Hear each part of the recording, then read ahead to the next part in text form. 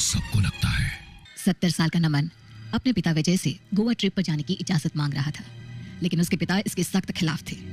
अरे यार पापा। यार हूं मैं तेरा। अरे बस इतना बताओ कि ट्रिप पर जाने दोगे या नहीं? नहीं, अब क्या स्टैम्प पेपर पे लिख कर दूं तुम्हें? ये सुनते ही नमन बाहर की तरफ जाने लगा। कहाँ जा रहे हो इतनी रात में? अरे इतनी ठंड हो रही है, बाहर कोहरा भी है, इस टाइम पर बाहर जाना ठीक नहीं है। गोवा तो जाने नहीं दे रहे हो, अब क्या चाहते हो? घर से भी नहीं निकलूं? ये बोलकर नमन घर से बाहर निकल गया और उसने एक तेज आवाज के साथ दरवाजा बंद कर दिया। जनवरी की ठंडी रात थी। कोहरा इतना घना था कि हाथ को हाथ नहीं सूझ रहा था। सांसें भाप बनकर बाहर निकल रही थी और दूर कहीं से कुत्तों के भौंकने की आवाज भी आ रही थी। क्या बोरिंग जिंदगी है यार। घर पर रहो तो पापा का लेक्चर सुनो और बाहर आओ तो ये डरावना सन्नाटा।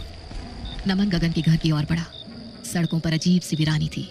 कोहरा इतना घना था कि सड़क पर लगी स्ट्रीट लाइट्स भी धुंधली लग रही थी। अचानक उसे ऐसा महसूस हुआ जैसे कोई उसके पीछे चल रहा हो। उसने पलट कर देखा, लेकिन वहां कोई नहीं था। उसकी चाल तेज हो गई। अरे ये क्या सोच रहा हूँ मैं? कुछ नहीं है, शायद मेरा वहम होगा। वो भागता हुआ गगन के घर पहुंचा। गगन, ओ गगन, जल्दी बाहर आ।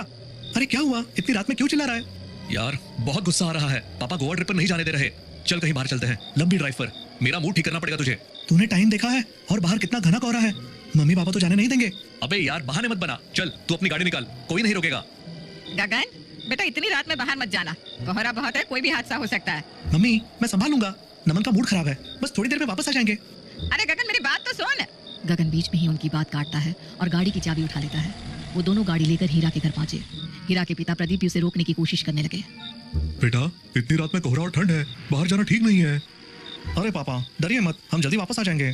प्रदीप कुछ कह पाता उससे पहले ही हीरा गाड़ी में बैठ गया। तीनों दोस्त अब गाड़ी में थे। कोहरा इतना घना हो गया था कि गाड़ी की हेडलाइट्स भी बेकार लग रही थी। सड़क पर सन्नाटा और ठंड इतनी थी कि खिड़की बंद होने के बावजूद शरीर कांप रहा था।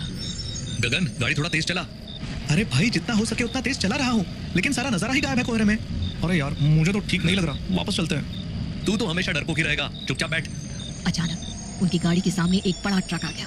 गगन ने स्टीयरिंग व्हील घुमाया और किसी तरह सब बाल बाल बच गए, लेकिन इस घटना ने सबकी सांसें रोक दी। गगन ने फौरन गाड़ी तेज कर दी। यार ये क्या था? अगर थोड़ी सी भी देर हो जाती तो कुछ भी हो सकता था। मैंने कहा था वापस चलते हैं, मेरी बात सुननी चाहिए थी। अब तो बच गए ना, बस चुप रहे। जैसे जैसे गाड़ी आगे बढ़ी, माहौल और अजीब होता गया। उन्हें ऐसा लगने लगा जैसे कोई उनका पीछा कर रहा है। गगन ने जल्दबाजी में एक गलत मोड़ ले लिया। यार ये कौन सी जगह आ गई? ये रास्ता मैंने कभी नहीं देखा। अबे क्या कर रहे हो? तुम ही ड्राइवर हो, हमें सही से ले चलो। गगन बस गाड़ी चलाता जा रहा था, लेकिन कोहरा इतना घना था कि गगन बार बार गाड़ी धीमी कर रहा था, क्योंकि कुछ भी दिखाई देना बंद हो चुका था। ठंड की वजह से उनके हाथ कांप रहे थे। यार कैसे भी निकलते हैं यहाँ से, मुझे घर जाना है। गगन गूगल मैप खोलकर चेक कर, मुझे लग रहा है हम कहीं गलत आ गए हैं। हाँ ठीक है, देखता हूँ। गगन ने गाड़ी एक तरफ रोक दी और मोबाइल निकाला। जैसे ही उसने गूगल मैप चेक किया, उसकी आंखें हैरानी और डर से फैल गई। ओह माय गॉड, ये क्या है? हम ब्लैक शैडो रोड पर है। Black shadow road? ये वही रोड है जिसके बारे में मशहूर है कि ये हॉन्टेड है। हम यहाँ कैसे पहुँच गए? यहाँ तो लोग दिन में भी आने से डरते हैं। हे भगवान, लोग कहते हैं यहाँ जो एक बार आता है वो वापस नहीं जा पाता। बकवास बंद करो और गगन तुम गाड़ी वापस मोड़ो, हमें यहाँ से निकलना होगा। गगन ने जल्दी से गाड़ी स्टार्ट की और यू टर्न लेने की कोशिश की, लेकिन जैसे ही उन्होंने गाड़ी घुमाई, मोबाइल का सिग्नल पूरी तरह गायब हो गया। गूगल मैप काम करना बंद कर चुका था। अब क्या करेंगे? सिग्नल नहीं है, रास्ता भी समझ में नहीं आ रहा। मैं बस अंदाजे से चला रहा हूँ, हमें किसी भी तरह इस रोड से बाहर निकलना होगा। क्या अंदाजा? कुछ भी दिख नहीं रहा, लगता है हम कहीं फंस गए हैं। गाड़ी धीरे धीरे आगे बढ़ रही थी। तभी तीनों को ऐसा महसूस हुआ कि कोई उनका नाम पुकार रहा है। आवाज धुंधली थी, लेकिन हर तरफ से आ रही थी। गगन, नमन, हीरा, तुम्हारा समय आ गया है। तुमने सुना? किसी ने मेरा नाम लिया। तेरा ही क्यों? मैंने भी सुना, वो आवाज तो मुझे भी बुला रही थी। चुप रहो, कुछ नहीं है, ये बस हमारा वहम है, इस रोड पर यही होता है।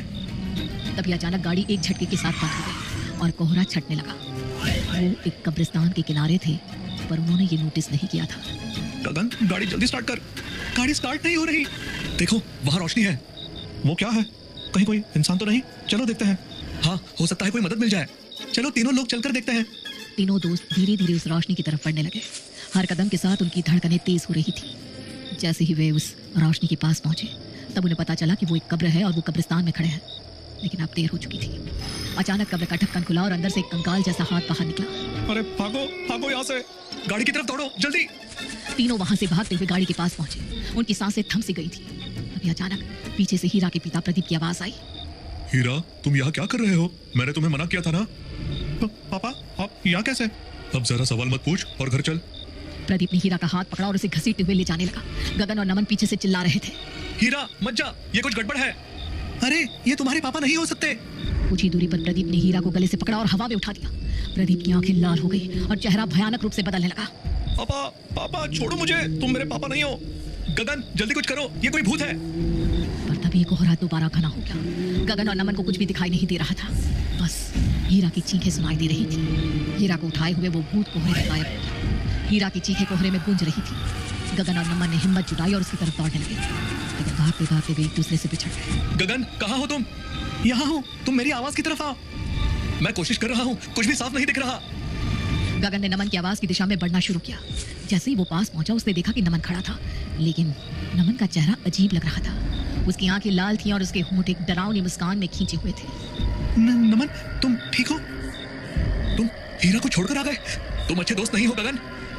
गगन समझ गया कि ये नमन नहीं वही भूत था। वो जोर से चिल्लाया और पीछे की तरफ भागने लगा। भागते भागते वो अचानक किसी चीज से टकराया। उसने देखा कि वो उसकी कार थी। भगवान का शुक्र है, कम से कम गाड़ी तक तो पहुंचे। गगन जल्दी से गाड़ी में बैठा और उसे स्टार्ट करने की कोशिश करने लगा। उसका गाड़ी स्टार्ट हो गई। उसने राहत की सांस ली और गाड़ी आगे बढ़ाई। तभी अचानक सामने नमन आ गया। गगन मुझे भी गाड़ी में बैठा लो। नहीं, मैं तुम पर भरोसा नहीं कर सकता। तुम वही भूत हो। मैं भूत नहीं हूँ, मैं ही तुम्हारा दोस्त हूँ। नहीं। नमन ने गुस्से में गाड़ी की खिड़की का शीशा तोड़ा और दरवाजा खोलकर अंदर आ गया। तुम सच में नमन हो? हाँ हाँ मैं ही हूँ, जल्दी करो, गाड़ी तेज चलाओ, यहाँ से निकलना होगा। गगन ने गाड़ी तेज भगानी शुरू कर दी। कोहरा इतना घना था कि आगे कुछ भी नहीं दिखाई दे रहा था। तभी पीछे से एक डरावनी आवाज आई। अपने दोस्त हीरा को छोड़कर भाग रहे हो? उस पर ध्यान मत दो, हमें बस यहाँ से निकलना होगा। गाड़ी किसी तरह मेन रोड तक पहुंच गई। दोनों ने राहत की सांस ली, लेकिन जैसे ही वो थोड़ा और आगे बढ़े उन्हें सड़क किनारे एक कार दिखी जिसका एक्सीडेंट हो रखा था। गगन ने गाड़ी रोक दी और दोनों बाहर निकलकर देखने लगे। ये हमारी गाड़ी जैसी क्यों दिख रही है? देखो इसमें ये हम ही हैं। कार के अंदर उनकी खुद की लाशें पड़ी हुई थी।